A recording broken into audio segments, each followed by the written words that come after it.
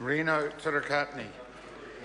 Thank you, Mr. Speaker. I'm pleased to add my contribution to the second reading of this. I'm sorry. I'm informed this is not a split call. Is that correct? Yes. No, it's not. Thank you. 10 minutes. I'll give it a bit extra.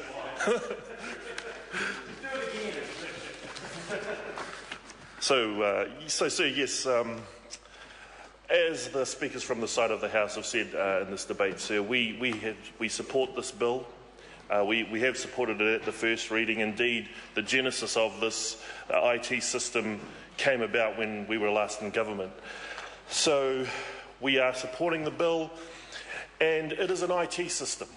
It's a very important IT system because it helps facilitate the trade of our goods in and out of over our borders, which is the lifeblood really of our economy.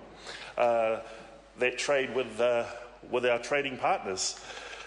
So it's a very important IT system, and we commend the Customs and MPI for this following through on this massive project.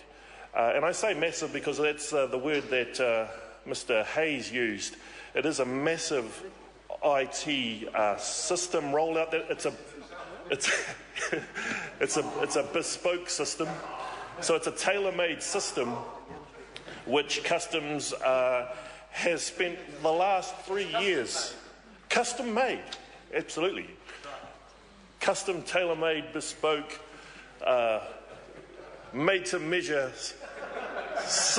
IT border management system. So, and it comes with a hefty price tag, sir. It's an $89 million system. How much? $89 million. But that was not the initial cost of the system, because in, I believe, the 2010 budget, the initial estimated budget of this system was $76 million. How much? $76 million. So what has happened over this 3-year period, and granted, it is a massive made-to-measure system that has been built, but the cost has actually blown out to close to $90 million. So that's a significant cost blowout increase, where additional money had to be found by both Customs and MPI within their capital budget expenditures to actually meet that shortfall. So the revised cost of this system is, for round figures, $90 million. I don't know about NovaPay, but I know that's a dud. But in terms of this system, sir, there is hope for this system. We hope on this side of the House. We do. It has had a 3-year development period, and as Mr. Brownlee mentioned, I had the pleasure of accompanying the members of the Foreign Affairs Committee to the Customs premises down on the waterfront, where we could get an actual real-time demonstration of how the system worked. And it certainly was very, very, very glossy. It was very slick, and by all accounts, it was doing a good job. And the good thing, I guess, in terms of how this 3-year project has been implemented, is that there has been a lot of, it's been done in phases or stages. So there's been a lot of building of a system, I would imagine, testing it with major industry players, and then ironing out any bugs, and then moving it to the next level. Now, obviously, that's not perfect, because the actual public rollout of the actual system was due to take place in April last year. But it didn't happen because Customs felt they needed an extra 3 months to iron out a few bugs and make sure that everything was just right before it went actually live with registered importers, exporters interacting with the system.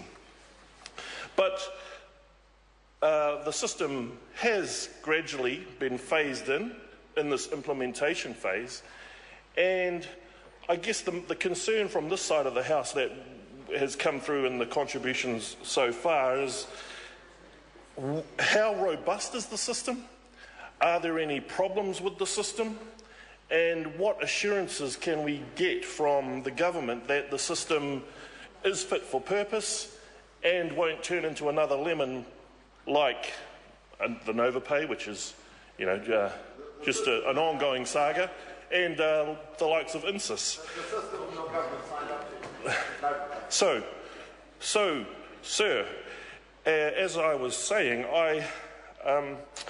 so there's been this implementation of this system, and I guess the key to it will be in 3 months' time, because in 3 months' time we understand that, all going to plan, there will be an evaluation of the system, and that evaluation will be presented to Cabinet.